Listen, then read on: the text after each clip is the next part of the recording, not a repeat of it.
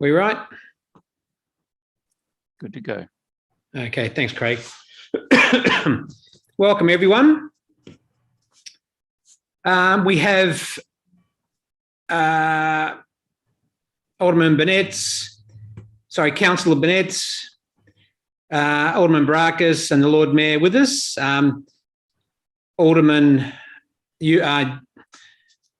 Councillor Fox is absent today. She's on leave, or an apology, I should say. And, okay, moving on. So we have no one to co-opt at this point. Item 2, confirmation of the minutes. Would somebody like to move those? Thanks, Alderman Brackus. Any dissent to the minutes? None? Okay. Item 3, consideration of supplementary items. We don't have any. Item 4, indication of pecuniary and conflicts of interest. None. Item 5, transfer of agenda items. Anyone want to shuffle anything? No. Item 6 is reports. Item 6.1 is response to petition, replacement of the bus shelter and bench seat at Stop 11 Sandy Bay Road. It looks like we're moving towards potentially a solution for this, but if Mr. Noy would like to make a comment. I'll leave that one to Mr. Carr. Okay, Mr. Carr. We did have a deputation on this subject, but it appears they're not available. Is that true, Jason? Chair, they're just trying to log into the meeting now. We're just having a couple of minor technical difficulties, but they are attempting to join the meeting. All right. Well, we might move on to the 6.2, the Hobart Micro Mobility Trial, and we'll wait for Rose Farrell to join in, and we'll come back to the 6.1. So, Hobart Micro Mobility Trial and amendments to Traffic Act 1925, TAS. Mr. Carr, would you like to make a few opening comments on this before we open it for discussion? It looks pretty straightforward with the legislation. Yeah, thank you, Chair. I was expecting Mr. Stevenson to be on the call as well, but it is fairly straightforward. This is the official report that outlines for council the recent changes made to the legislation to allow the operation of e-scooters in Hobart, and it sort of steps through the changes to the legislation that have been made, specifically in terms of their use on footpaths and some roads within the LGA, and also outlines the responsibility for specific road authorities within the LGA as well. And so within the Hobart LGA, there are a number of road authorities, of which we are one. TAS Ports is another, the state government is another, for example. And so the specifics of what is allowed and what is disallowed in some instances goes to the road authorities. And what we are also requesting as a part of this report is for committee and then council to consider providing a delegation to the CEO to align with the first 12 months of the trial, to allow us to get the trial of the e-scooters up and running, and where appropriate to make some fairly rapid decisions about use on some of the roads for which we have an authority covered under the legislation. So, for example, we will be outlining specific roads within the LGA and specific areas, specific footpaths. The Elizabeth Street Mall is a good example. Elements of Argyll Street around the hospital, elements of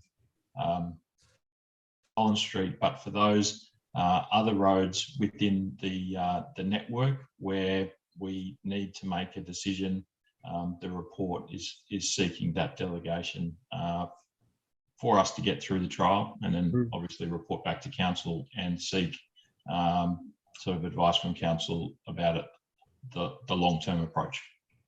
Okay, thanks, Pete. It sounds from reading like some of the feedback in the report that the legislation is quite good by the looks of it. Do you agree with that comment? Yeah, we've had very positive response from the state government. It's been about 15-month work in progress and the approach started with state growth, looking at the different legislation and different rules that were in place for the states across Australia, and then also some of the national framework that have been put in place. And what they have provided for Tasmania is some of the most progressive legislation in the country. So it's a really good result that provides a lot of protection for for our road users and users, for the city, and provides a great opportunity for this form of transport. Okay, thanks, Pete. Well, I'll open the items. Anybody have any comments? Alderman Barakis? And then thanks, Jay. I'll start with a couple of just questions. And I know we did ask some pretty comprehensive questions when we met and sort of workshop this with the trial providers last week. But just to get something you said earlier clear, during the period of the trial, if it was deemed that, because of incidents or potential clashes, that X road, we may have had it set to whatever speed limit, maybe we need to bring that down to make it safer. This is for the duration of the trial. This is stuff that can all be done on the fly, effectively under delegation. Is that what's being suggested? Through you, Chair. Yes, that's correct. Awesome. And part 5.6 on the report, is that because it goes from talking about the terms and conditions in 5.5 and then goes on to 5.6. Are they listed as terms and conditions, or is that just a bit of facts about the for hire trial vehicles? So they, Chair, they are, that's information about the for hire commercial e-scooters, and the terms and conditions would be specific to the rules that we would have put in place for the roads that council as a road authority has jurisdiction over under the legislation. Because I think this is overwhelmingly a positive thing. I think it's a great thing to be trialling. I do have one concern. During the briefing that we got, one of the providers noted that they have third-party insurance, and the other one noted that they hadn't, but they were working on it. Is it something? So I don't know what the timeline of we're working on it means. Is this something that we should be requiring them to have? Like, I'm just sort of concerned about the circumstance in which there's an incident and people aren't covered. Or is this a concern that we need to be entering into at all? I suppose is another question. Through you, Chair. So I think there's a couple of points for consideration there. The sort of third-party insurance that you're talking about hasn't existed in the market, and certainly in the other states where the trials have been undertaken. So this is new insurance being brought to bear by the global e-scooter companies. I believe in the workshop presentation we had from them last week, the timeline they were indicating was that one of them had it in place and the other one would have it in place by Christmas, I think the timeline was. But I see Mr. Stevenson is here as well. He's had a few conversations in the past week, so maybe he has some additional information there. Thank you. Through you, Chair. I could only confirm the same as Mr. Carr said, with the indication that it would be in place by Christmas. It's also worth noting that there are other forms of insurance that are held by the providers. So there's the public liability insurance and I think one other type that at least one of them holds, but the third party is the one that only Neuron at this stage has, but Beam has indicated they will have it. I don't have a date either. But if they're saying that they're hoping to have it, like, once again, we don't know the exact date, but by Christmas or by the end of the year, if we're notionally talking about starting this for the beginning of 2022, for the duration of 2022, it hopefully wouldn't be an issue. They'd have it by the time that the trial gets underway. Would that be a fair thing to say? Look, at this stage, the hope is to have the trial running by the 17th of December, which would be obviously before Christmas. But we have yet to sign either party to sign the contract between the city and the providers, and that would be something that we could potentially include into the contract. So either that the third party insurance was in place, or that they would have a specified date by which they would have that in place. Look, I don't want to overcomplicate it or turn it into, micromanaging or putting spanners in the works, but I don't want to suggest anything now. It might be best to have the discussion at council when everybody's around, but I'd like this to go once again, I think this is ultimately a really good step forward, but there are sort of safety concerns amongst the community, and some of those safety concerns may be over-exaggerated or not. But I think we do need to take those concerns seriously, at least, just for the trial to work in the long term. I think we need to make sure that we have addressed those concerns. Perhaps, as you suggested, Mrs. Stevenson, something along the lines of, look, if requiring it to have third-party insurance to take part in the trial does throw spanners into the works to an unsatisfactory degree, perhaps having a requirement in there that they've got steps and they've got a date at which they expect to have insurance, just so we know that they're actually doing that. Even if they don't have it on day one, they'll have it very soon after. Just something in there to ensure that there is that level of cover. Other than that, I'm very comfortable with all of this, and I think it's a great step forward. If I can just quickly respond to that, I think definitely we'll have the conversation with the providers.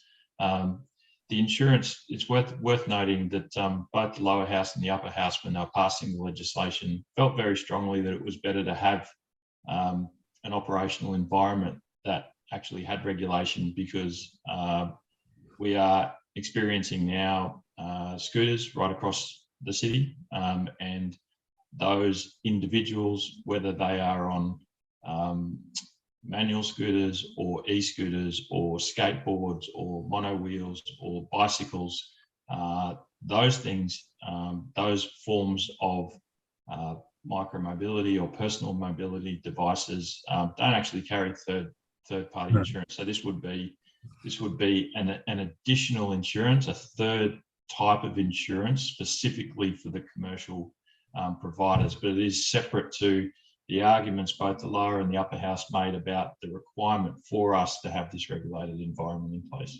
Yeah. Chair, you're muted. I'm happy to move the motion, but yeah, you're just muted. Okay. Thanks for that. Moved by Alderman Barakis. Lord Mayor, what's your comments? Yeah, just I think it's very reasonable for the committee to actually request that third-party insurance be, the requirement to have third-party insurance be included in the contracts, and that, because we need to make sure that that's in and that stays in for the duration of the trial. And I think just it's an important sort of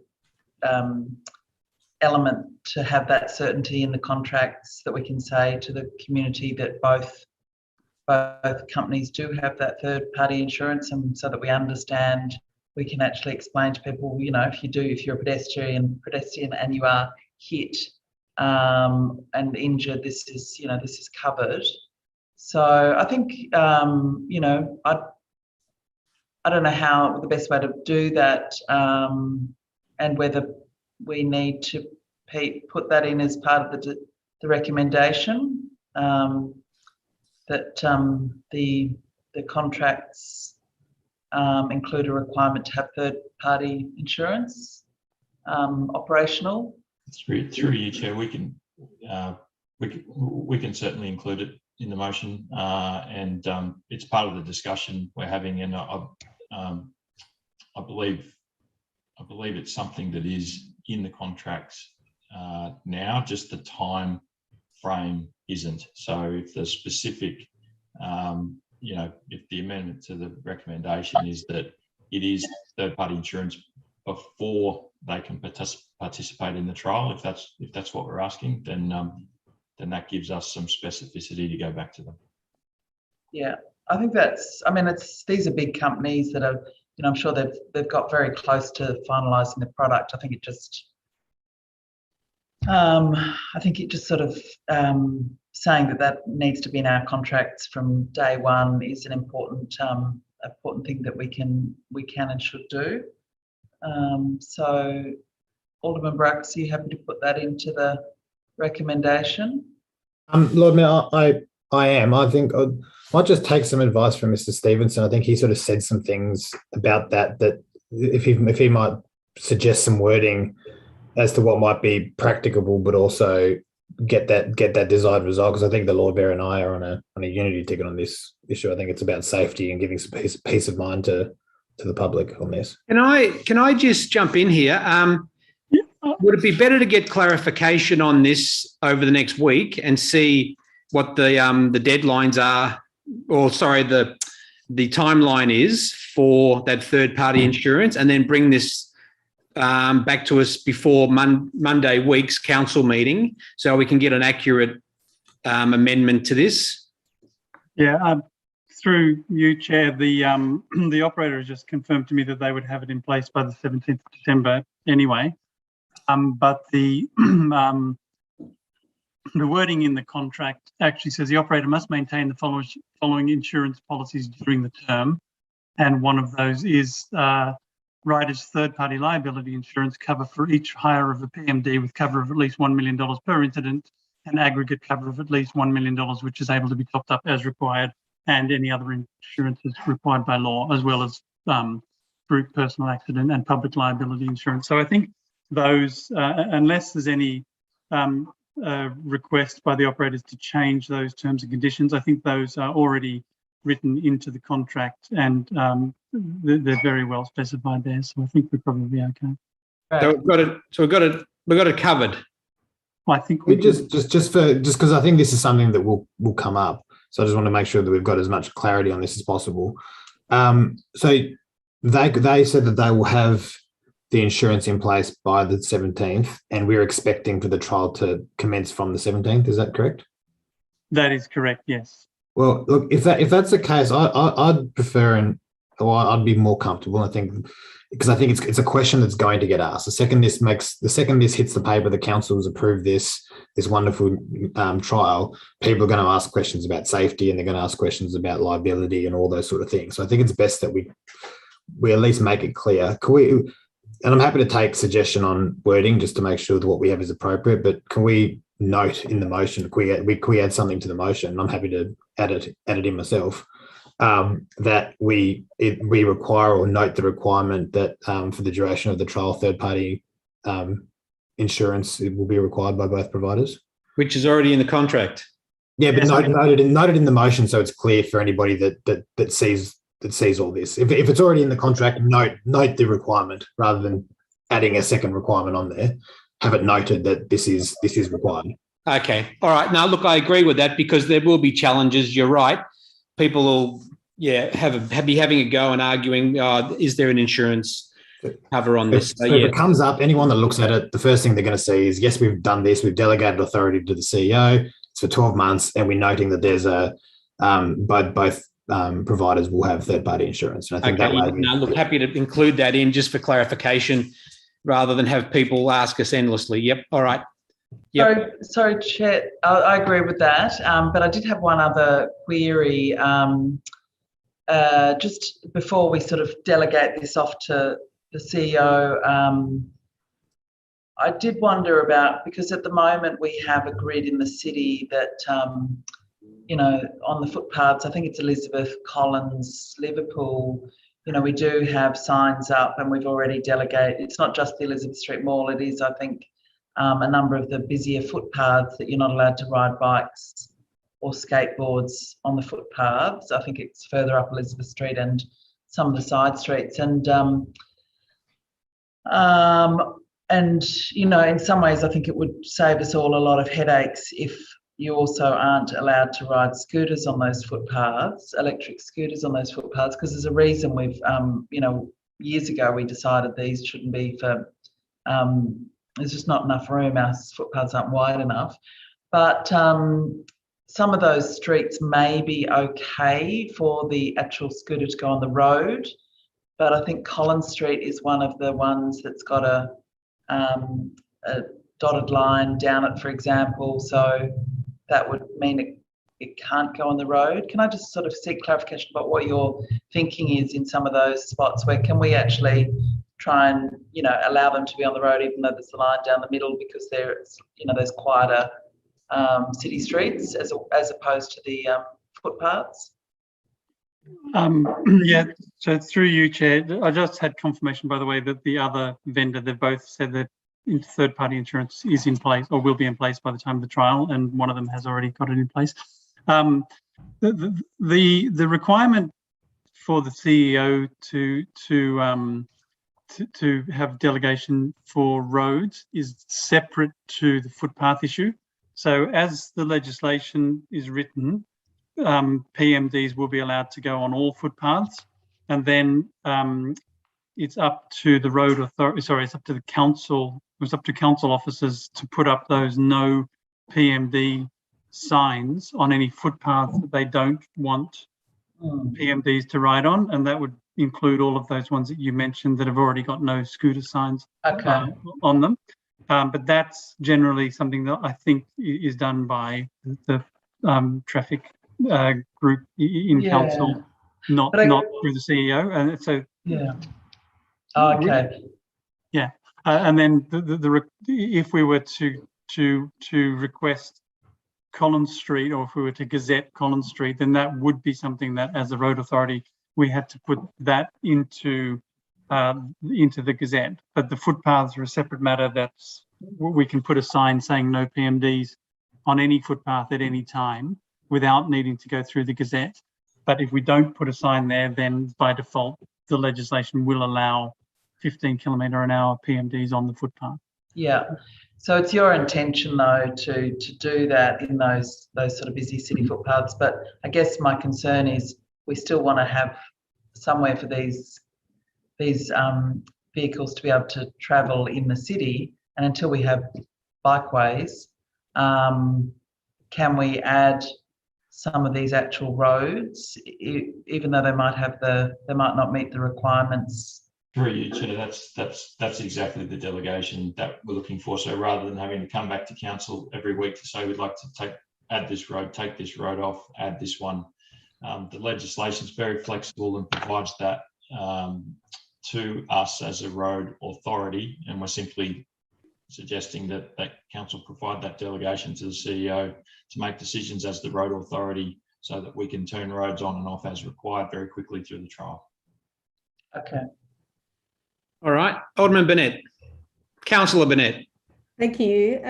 I just, I think the Lord Mayor raises a few good points, because to me, Collins Street or some of those streets would be suitable to ride. But if they're two lanes, then I don't see how this legislation, in my reading of it, it makes it possible. And also, just in relation to those signs that are put up to say no riding on footpaths or no skateboarding on footpaths. So I think that's a bylaw. Maybe have we got a traffic engineer here to answer that?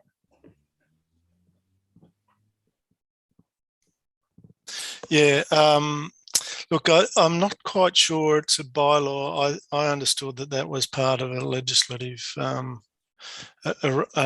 position as well, that council had similar jurisdiction to determine which footpaths were prohibited so far as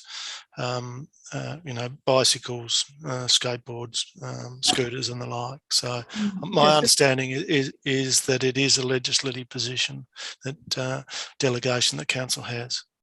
I see. Okay. Well, yeah, it'd be good to ask that like have that clarified if that, and just in relation to this, how much input has the traffic engineers had in interpretation of this? Because I mean, it's kind of their area, isn't it?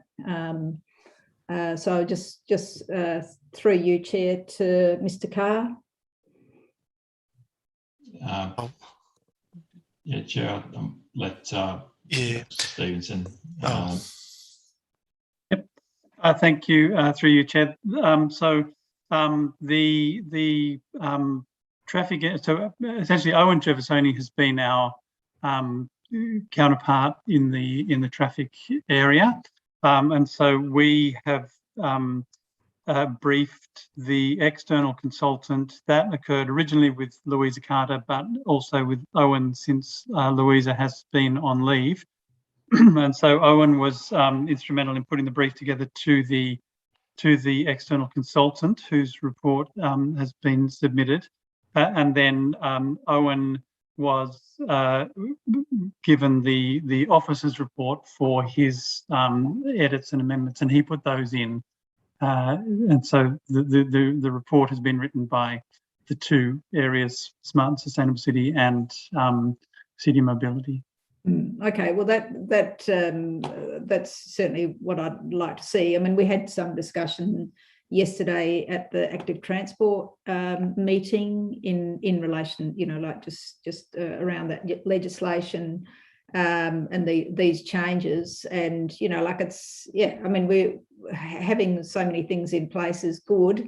I just wonder how some of like the, not necessarily our trial, but some of the other scooters that are already around, if they're likely to be following the rules as clearly as our geofenced scooters might be. That's, yeah, be interesting to see if they really can understand that difference as easily as it might appear in this report. Through you, Chair, if I can just quickly answer that, the state government is about to run a campaign specifically around scooter usage. So obviously private users of private scooters, the onus is on them to follow the laws, and so I believe there will be an education campaign of sorts from the state government, plus the stuff that we'll be doing ourselves. We obviously have a vested interest in making sure that the cities are safe. And to quickly answer your other question around Collins Street being a dual carriage lane with the line down the middle, that's the flexibility that the legislation has given us. That's why it's leading legislation in the country, because we can, as a road authority, allow or disallow usage on those roads, as long as the decision is then advertised in the Gazette and formalised that way. Okay. All right. Well, we've got that one addition to the amendment around ensuring that insurance cover is available at the commencement of the trial, something along those lines. Or noting that insurance is required for the duration of the trial. I think. Okay. All right. So are we clear on what we're voting on? Any dissent? No dissent. Declare that carried. And we'll go back to the first item, the first report, 6.1, which is response to the petition. And we'll hear from our representative, Rose Farrell. Jason, if you could let Rose in.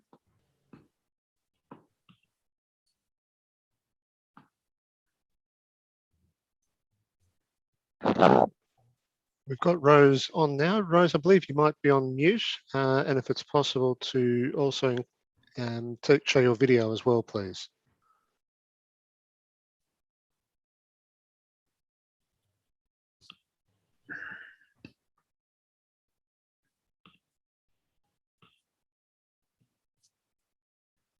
Are you receiving, Rose?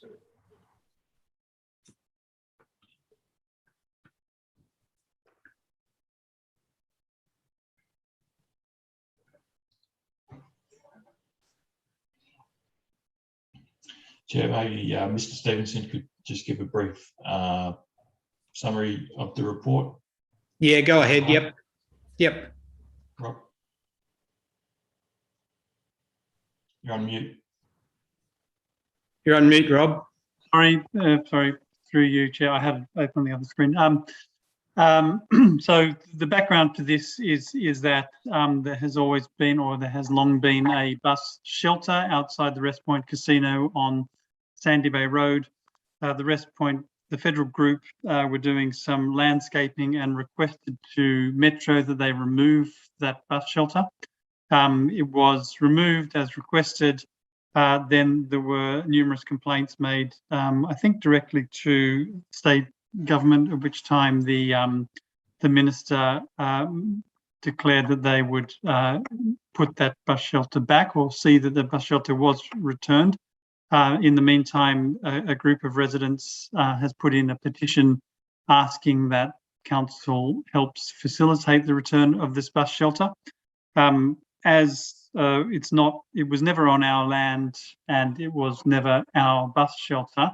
So on the face of it, we aren't necessarily responsible for replacing the bus shelter, but in the spirit of increasing the ability for people to use public transport and increasing amenity for those people, and as an interested party in having that facility replaced, we have made various offers to both State Growth and Federal Group to play a part, whether that's financial or design assistance or both, in replacing the bus shelter.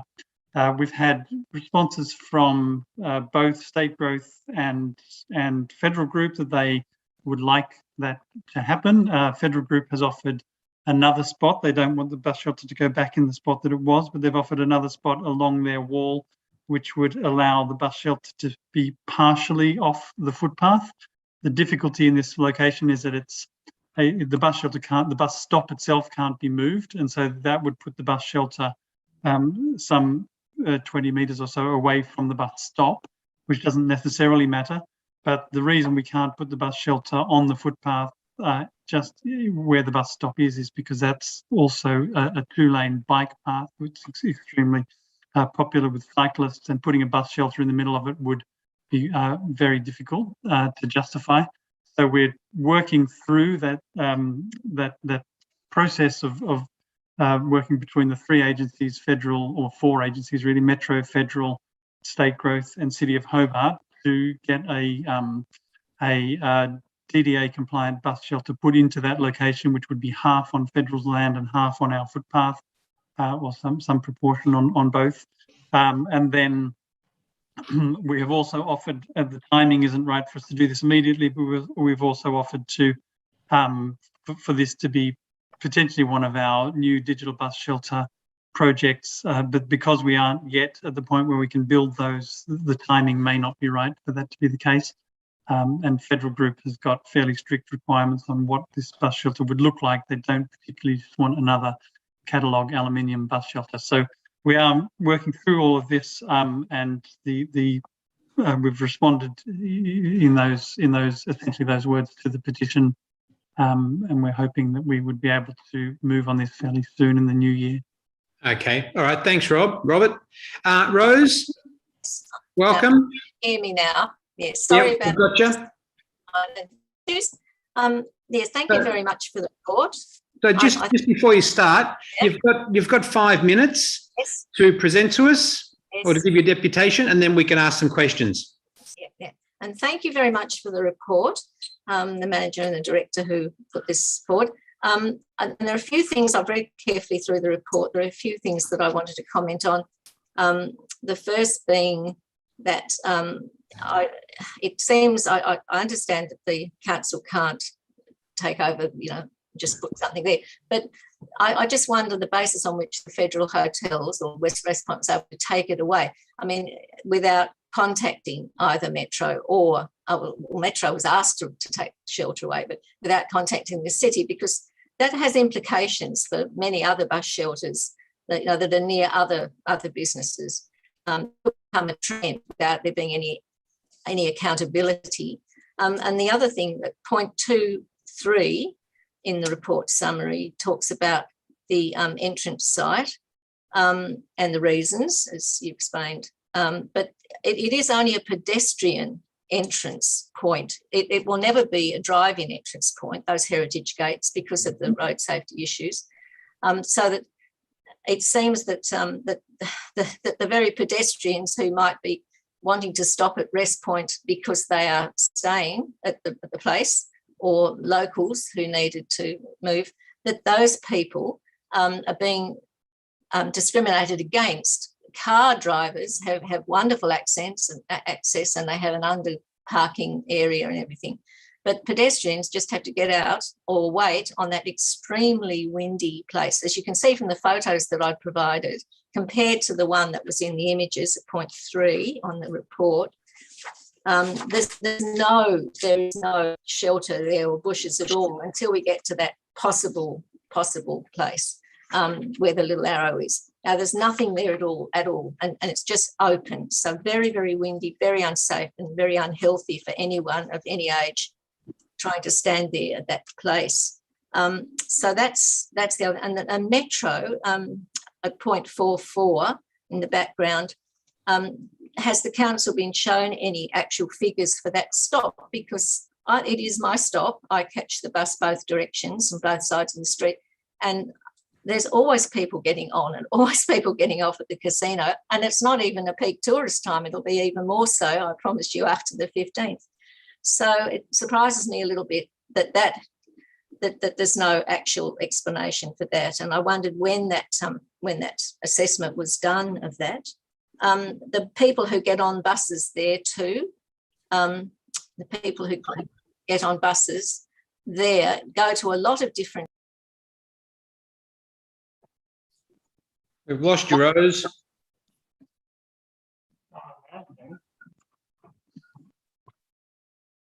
Are you there, Rose? She's dropped. Okay, can we quickly get her back? She's only got 2 minutes left. I'll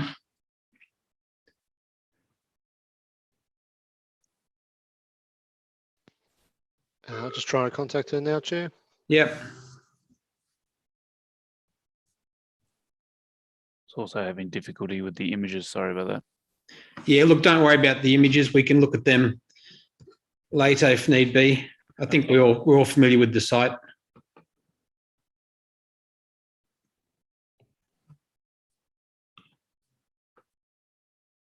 Chair, while we're waiting, can I ask a question of the? Go on.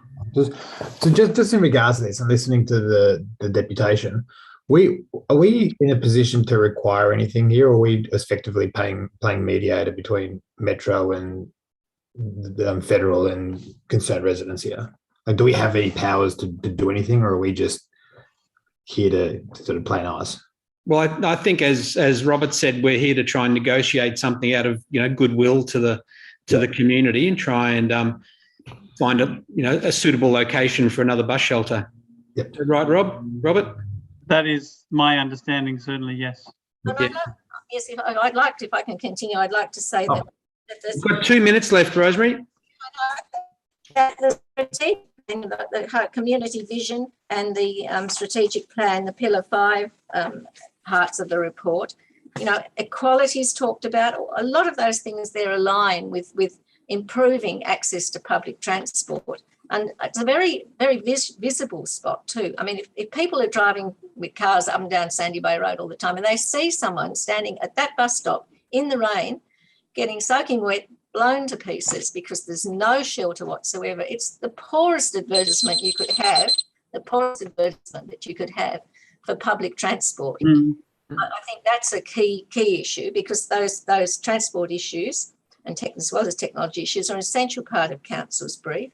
So these are the reasons. It's a wider issue, but it's a specific one because it was taken away without the locals being informed. It just suddenly disappeared. Metro couldn't give any answers. The council couldn't give any answers. So the only thing was to canvass the local community, which I did. I went door to door and I got those petitions signed, and nobody said they weren't going to sign. They look at that bus stop. They see what goes on at that bus stop. So that's really, I'm here representing the users, the bus people, not the people on skateboards. You've done them and other vehicles that you were talking about earlier. 30 seconds. So yes, I just think that it's more than that, and it should be in the casino's best interest. I mean, their own patrons use that bus stop and the one on the other side of the road. They use them both. I get off that bus with people who say they get on looking for the casino, and it's just a very poor example of not catering, you know, for in the sense for their pedestrian community. They cater for their drivers, but they don't cater for their pedestrian community or the general community in their area. Okay. All right. Thanks, Rose. I'll throw it open to questions now. It looks like Councillor Burnett has a question. Thanks, Rose, for your firstly for the petition and raising this as an issue.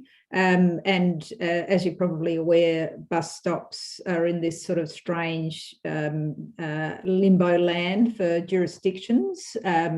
But I can see your point. In the report, there's a suggestion that there's another sort of alcove which may be suitable if we can get that sort of agreement with Federal Hotels. Do you see any problem with that position? I think that's an excellent position, and it was also talked about as I went around to collect signatures, because if there had been mention of that possibility. And the good thing about it, it's a distance from the bus stop, but it's on the hailing side. So you can hail and walk towards the bus stop. It's not like not being seen by the driver and coming from the other direction. No, that's a good spot. It's a good spot because it's on the hailing side for that stop. Yeah, and of course that bus stop, you know, it caters for everyone: Taroona, Kingston, Blackmans Bay, Summersley, Huntington, and also I catch it often on that side of the road to get to Churchill Avenue, because the 402 becomes the 401 and then circles back. So it's an important bus stop. All right, thanks, Councillor Burnett. Any other questions? Okay, well, thanks, Rose, for your deputation. And we've got a recommendation here that the city continue to work with other agencies to try to achieve a sustainable long-term solution to bus stop 11, located on Sandy Bay Road. Elected members be kept informed of the matter via advice memorandums, and the petitioners be advised of the council's decision. Well, it looks like our lead petitioner, Rosemary Farrell, supports the continued discussion there to try and install a new bus stop at this location, but subject to our negotiations with Rest Point Casino. So would anybody like to comment or move the recommendation?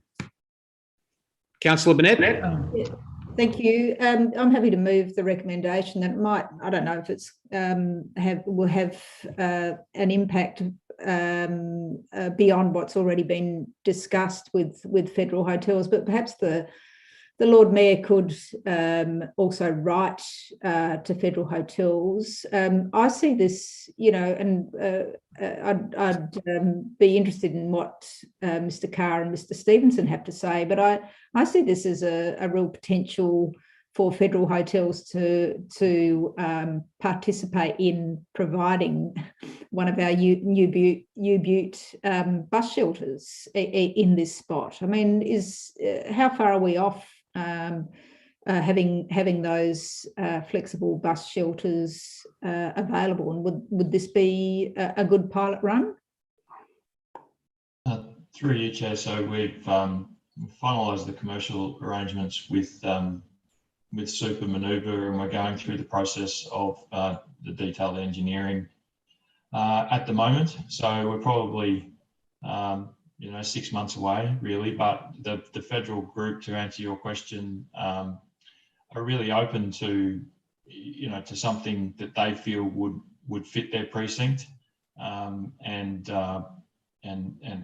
sort of have expressed a willingness to contribute in some way, as has each of the parties. It's sort of managing the contract manager and the contract operator, I think, and getting over some of those metrics that the operator does use, both in terms of the outbound location of the stop and the volume of people they see using the stop.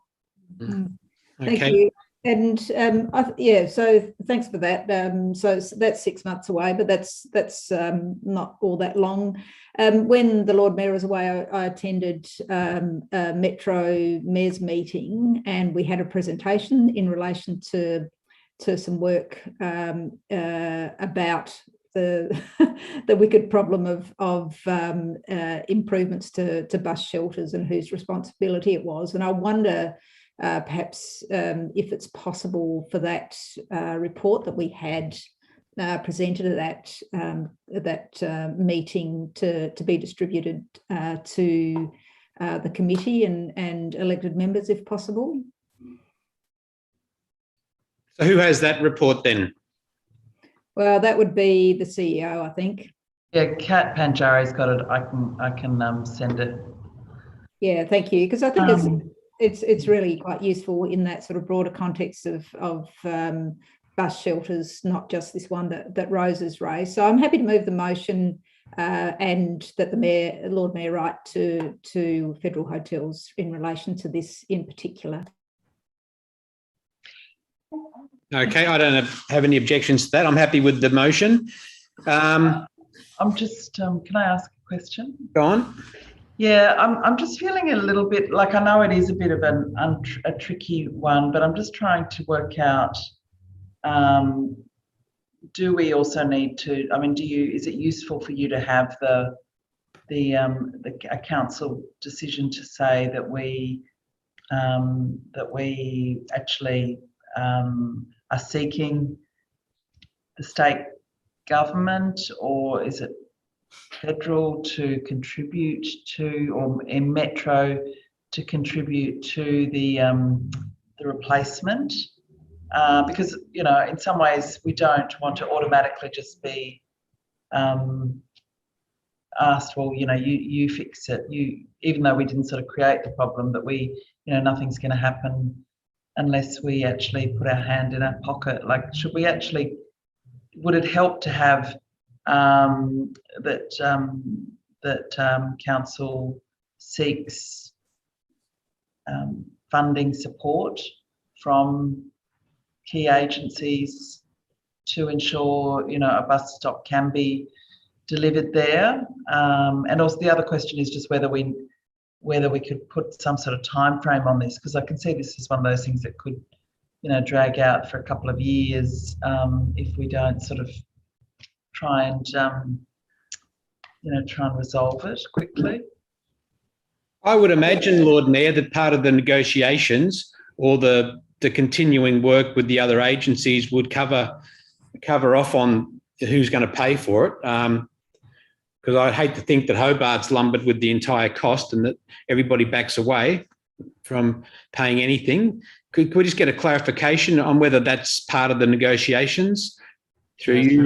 Yes, it's been part of our operational discussions with each of the agencies. So, Frederick, and look, this one is different to many other bus stops around the city because this one was on federal land, so they were the landowner, and that does complicate it. But they have offered up a new piece of land, so that's great. And the other parties have expressed that they would be willing to contribute in some way. So we're edging closer to a decision. I think the decision about whether this becomes one of the sites for one of the new shelters that's not something that that we want to say right here and now, but we are willing to work with them on a design fitting that space with funding from the other agencies. So that's all in train now. Okay, and that will come back in a further report at some point. Yep. Okay. All right. If there's no further discussion, I think I'll put the motion. Any dissent? No, I'll declare that carried. Okay. Thanks, Rose, for coming along to the meeting, and we'll move on to the next item. Thanks for your patience with my technical issues. That's okay. Cheerio. Bye. Chairman, I'll need to leave now too, I'm afraid. So okay. Thank you very much. All right. Bye-bye. Have a good walk. Bye-bye. Thank you. Bye. Okay, we're on to item 6.3, which is Sandy Bay Road Walking and Cycling Project, Riverview Inn Pedestrian Crossing. Move that, Chair. Okay, any discussion? Fairly straightforward. All right, okay then. Well, any dissent? Okay, I'll declare that carried.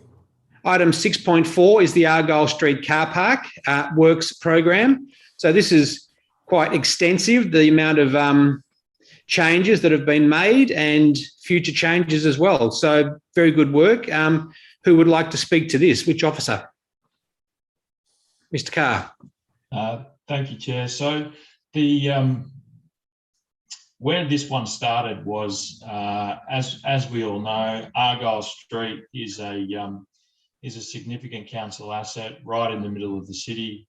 It's in a very busy precinct with the CBD, with the mall, with the hospital, with major roads, and is quite susceptible to traffic challenges and things that happen further up the road network and further down the road network, or things happening in the car park itself can have big tailback effects across the city. And so it's a facility that is often in the media, and lots of questions been asked about what council is doing. Now, the reality is that over a number of years, council has been making significant investments in the Argyll Street car park precinct, so the area around it. And so we wanted to take the opportunity to articulate in a single report or strategy or program, if you like, the extent of the work that has occurred over the last couple of years and will be occurring over the next couple of years. And so we really have put this together to look at the 9 or 10 year period from 2016 to 2025. And as the committee can see, it actually articulates 29 separate but fairly significant projects and investments being made by council. And so the intent of this is one, to sort of coalesce the work into a single program to make sure that we can manage it efficiently moving forward. But it also will play a critical communications role with our community, because there are functional challenges with Argyll Street. It's limited by a single entrance exit. It's multi-lane, but it is a single entryway, and there's a couple of lanes that exit.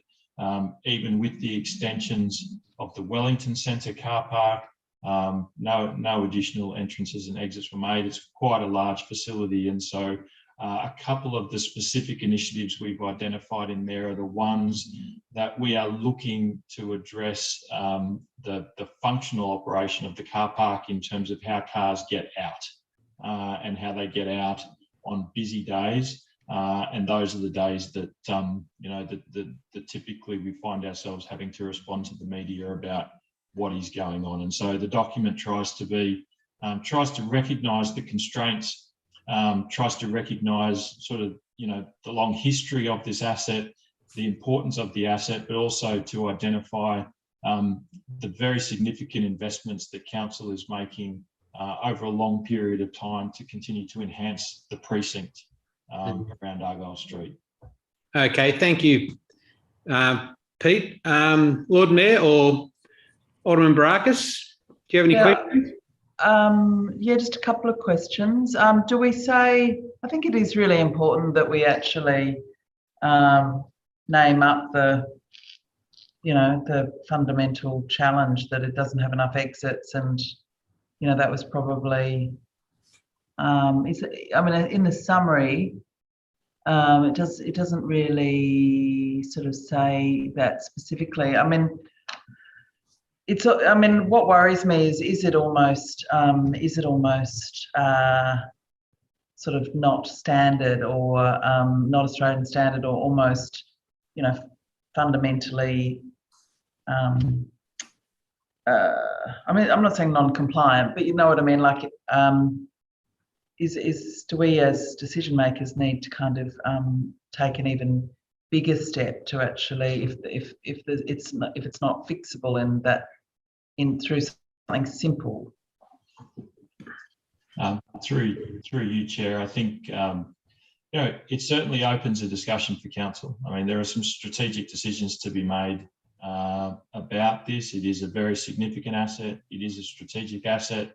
I think to answer, that specific question about the Australian standards and those sorts of things, there's a specific initiative on page 12, which sort of talks about how we are currently engaged with independent engineers to make assessments about these sorts of things, to allow us to make some recommendations for some changes that will occur. But I think that's separate to,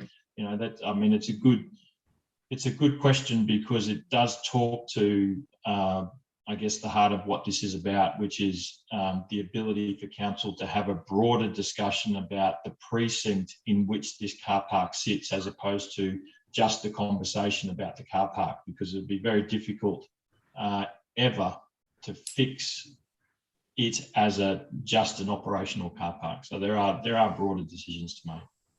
Yeah, I guess.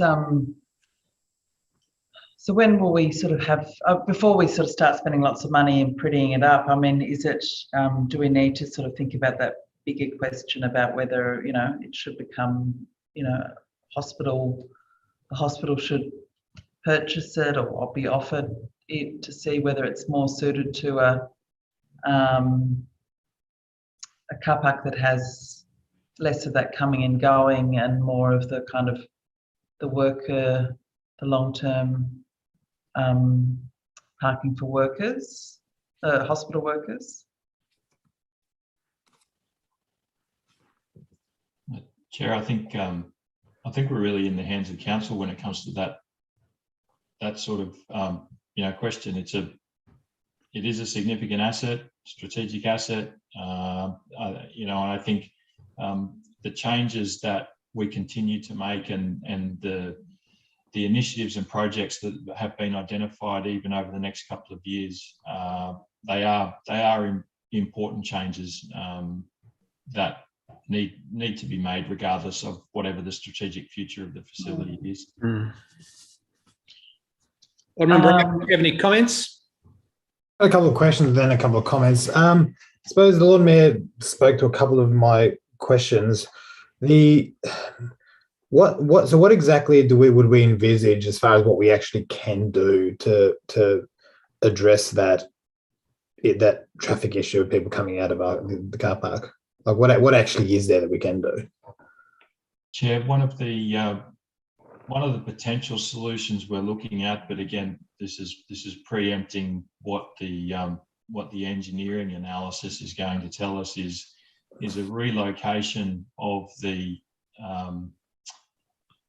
boom gates, of the exit gates, further inside the facility, and a recalibration and a retiming of the exit, and perhaps a relocation of the exit traffic lights, so that because part of the current challenge is on heavy traffic days that may not be related to the car park and may be related, as happened 2 weeks ago, to a crash on Argyll Street, but further up near North Hobart. But the traffic had tailed all the way back to Argyll Street car park, and so cars couldn't get out of the car park, and cars were coming around Collins Street, which was caused. So nothing to do initially with the car park, but that was the knock-on effect of that. And so part of the challenge of getting cars out of the car park is to extend that exit catchment to almost like triple the exit catchment. So on a turn of lights,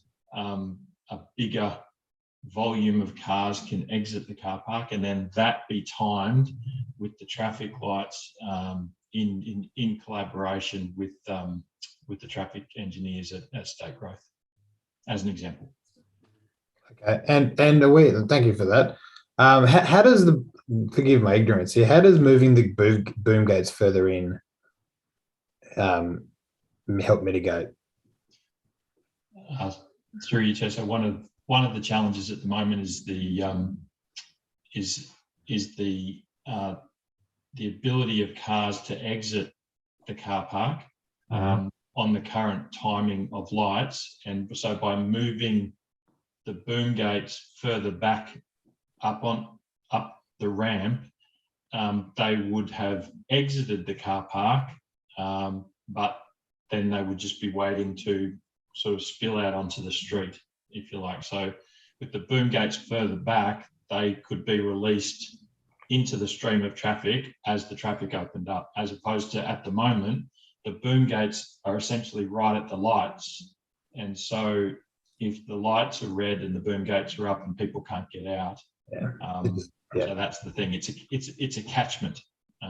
That's one of the solutions. Thank you for that. Look, yeah, that makes sense. Look, I think this is really good. I think the look, I think if we can put in as much measures as we can to try and mitigate that and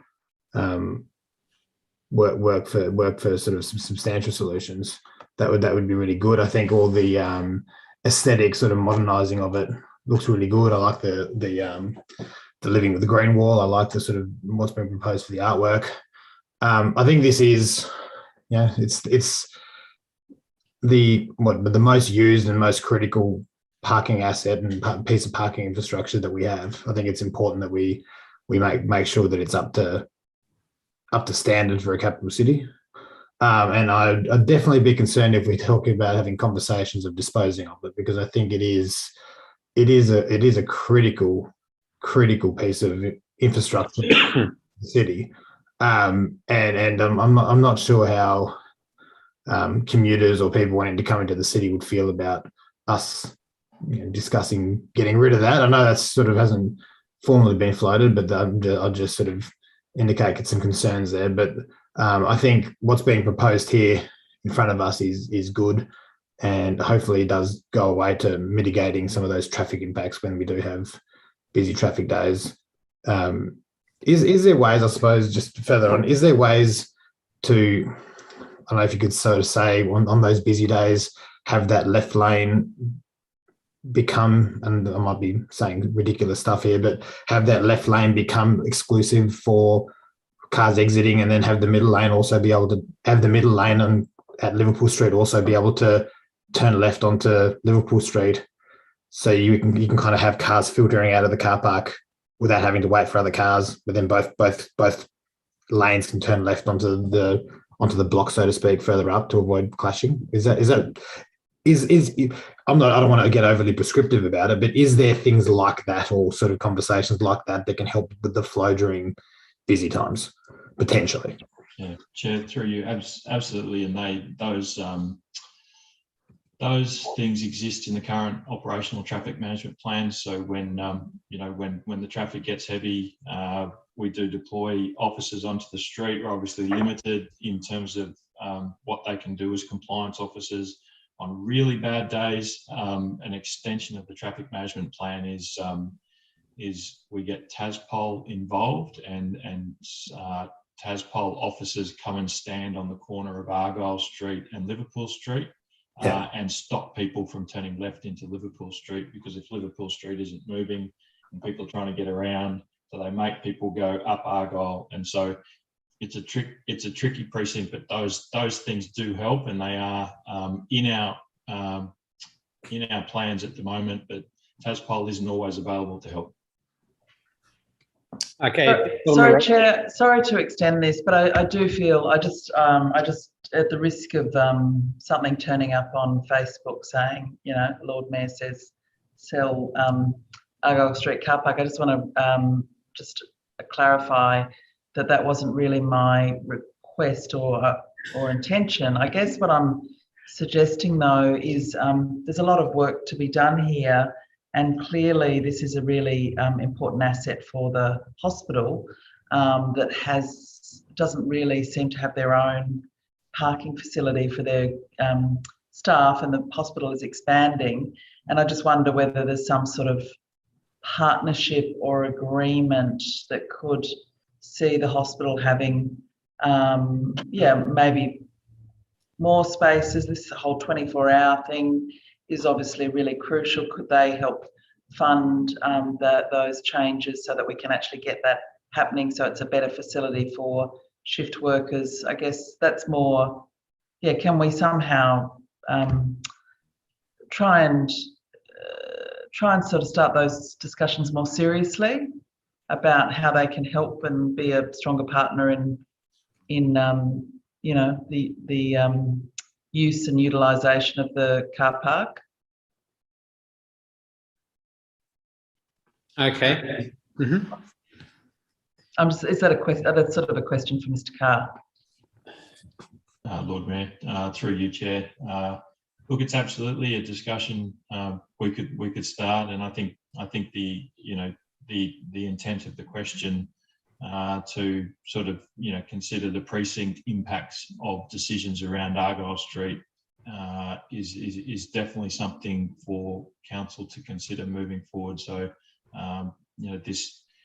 this document, we just got it back from the proofreaders this afternoon. So there's a few more changes to the one that's here, but essentially it'll be up on the website. And I think any of those sorts of discussions can now occur.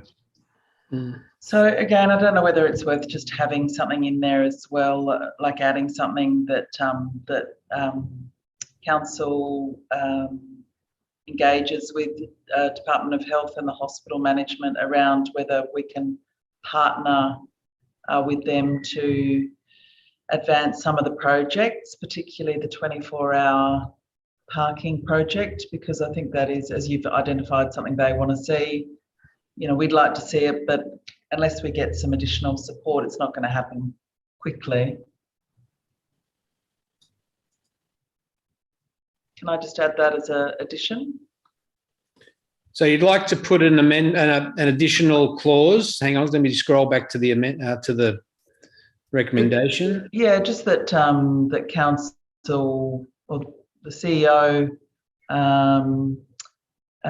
engage with Department of Health and Hobart Hospital Management around our program of works and see if there is opportunity for partnership to advance projects of joint benefit. Mm-hmm. Okay, have we got something along those lines, Jason, included? That the CEO engage with the hospital to look for opportunities, or for, could you say it again, please, Lord Mayor? To engage with Department of Health and Hospital Management. Regarding future development. Yeah, see if there's potential for partnership on strategic projects. We don't have to mention the 24-hour parking, but that's sort of, I think, one of the key ones. Well, there is already, I just read that it's 24-hour parking's mentioned further down in the document. Are you done, Lord Mayor? Yep. Okay. Can I just ask, how old is this car park? Does anybody know the age, and what's its life expectancy? Rob, you've answered this one. I think we did find this out. Yeah, I think it was built in 1960 and then extended in 1980 is my memory. So it started in 1980. It was built in 1960, and the top two levels were added in the 1980s, and then obviously the Wellington Centre tacked on the side in 2012. I think a structure like this, the life expectancy would be significantly longer than it has existed. I don't know of any recommendation that it's reaching end of life in any way. Mm-hmm. Yeah, okay. But I also think that the long-term future of parking in the city, needs to be considered as well. What will we need in the next 20 years as mobility changes? So it'd be interesting to get ahead of the curve on that as well, to understand what will the requirements be, how will people be getting around, what sort of projections are out there. That'll help drive, what the future is of our car parks in the city, and maybe there's better uses for those car parks, and there's more strategic places that we could be considering putting car parking in the future, rather than in the middle of the city where it causes, issues on a regular basis. So it's something to consider in time, I think, but Not tonight. All right, there's no further discussions. Are we happy to support the recommendation that the information be received and noted? And the other little bit, the partnership discussions, yep. Okay, plus the CEO engage in discussions with the health department and the hospital. Okay, we all clear on that and everyone's happy with that? Declare that carried. Sorry, Chair, could I get a mover for that, please? Me. I think Simon got in first there. So, yep, I mean. With the additions that the Lord Mayor suggested. Yeah, yep. And can I just actually, sorry, I know we were putting the motion. In regard, I think the Lord Mayor made a good point in regards to the hospital part. If we were talking about, and I'm happy to take as read her sort of rebuttal to me and say that it was a misunderstanding perhaps, but if we talk about moving to a 24-hour model, I would expect that outside of peak load times, we could, during the day, I would expect that, the entire car park would need to be available for the public. But outside of those times in the late evenings to nighttime, I don't see why, and take this as a question or a comment, but I don't see how it wouldn't be practical to proportion a certain amount of parking spots for the staff there or people, the residents in the hospital to use overnight. If that makes things safer than people walking down the street towards off-street parking further along. And I know there's nurses that have raised issues as far as safety concerns walking around the street at night time with me and I think a few other elected members. And I don't see how that wouldn't potentially be a beneficial thing to utilise that car park for other things when it's not in a huge high demand period. Mm-hmm. But I'm happy to move the motion. Okay. Just to you, Pete, the Wellington Centre car park, is that set aside for hospital use? Chair, no, it's not. It's the Wellington Centre. We have certain commercial arrangements that we operate with the Wellington Centre, and for instance, they're tied. It's tied to the operating hours of Woolworths, so you need to make sure it's open. But in terms of the operating model moving forward, part of the reason for to uplift the infrastructure to allow us to operate at 24 hours is then to give council the opportunity to basically outline how they would like to operate it. Mm. So it's roller doors to stop access to certain parts. Yep. All right. Okay. Well, if there's no dissent, I'll declare that carried, and we'll move on to item 7, which is committee action status report. Someone like to move that? All right. Any questions with regard to the status report or comments?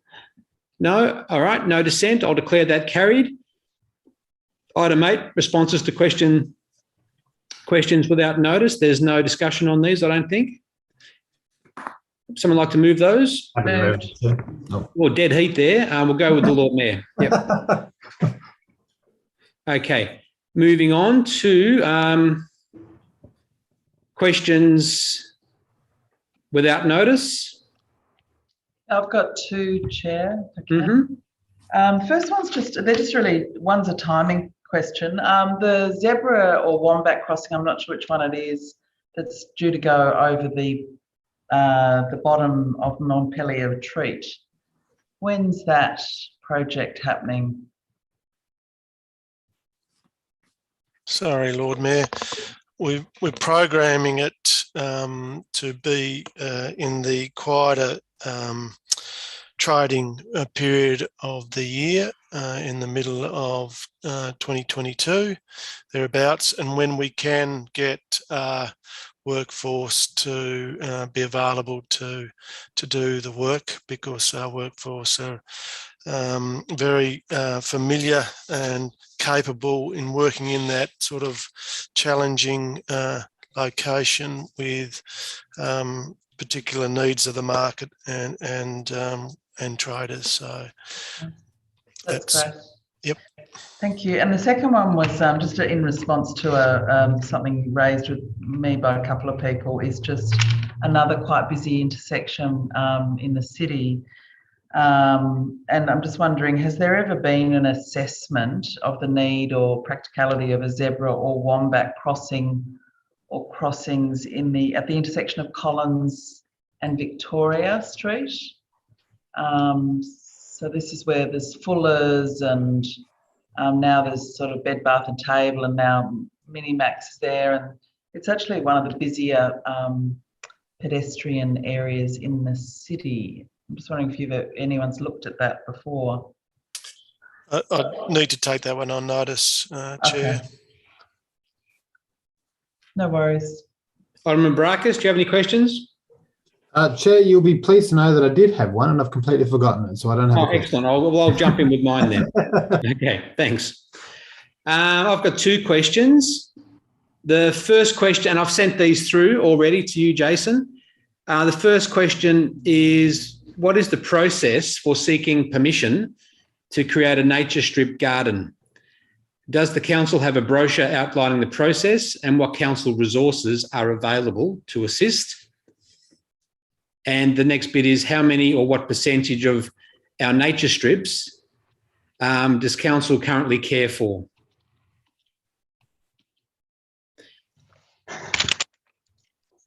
Okay, got that?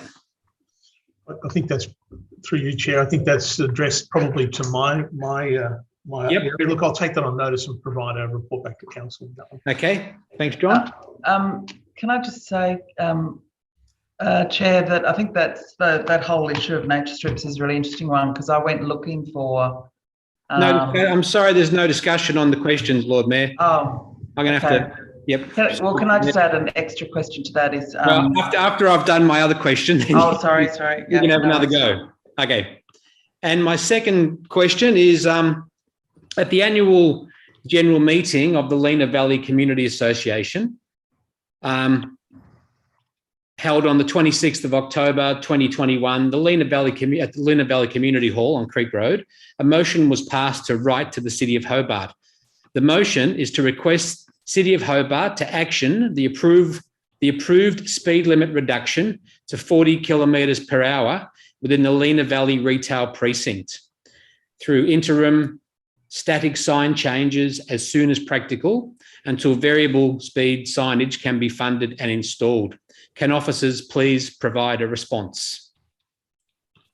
Look, I'll provide something in writing, Chair, but we are actioning the variable message signs. So we have put a contract out for the design of that. So it is being actioned. So.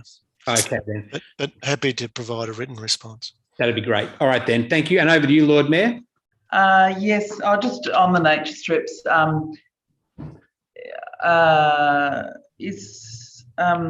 I often say to people that we're the only city in Tasmania that mows all the nature strips, but I'm just wondering if that's accurate, or whether there's one or two others. I've asked that question. Yep. That was no discussion. Sorry. Mr. Fisher, would you like to answer or take it on notice? And I think it's also part of my question as well. Yeah, look, through you, Chair, I think the Lord Mayor's question will be a part of the response I provide. And there are various policies and procedures throughout Tassie, but they're varying council to council, obviously. But there is a very, I shall provide a response in writing to the committee. Yeah. Okay, thank you. All right, well, if there's no further questions, would somebody like to move that we go into the closed portion? Thank you.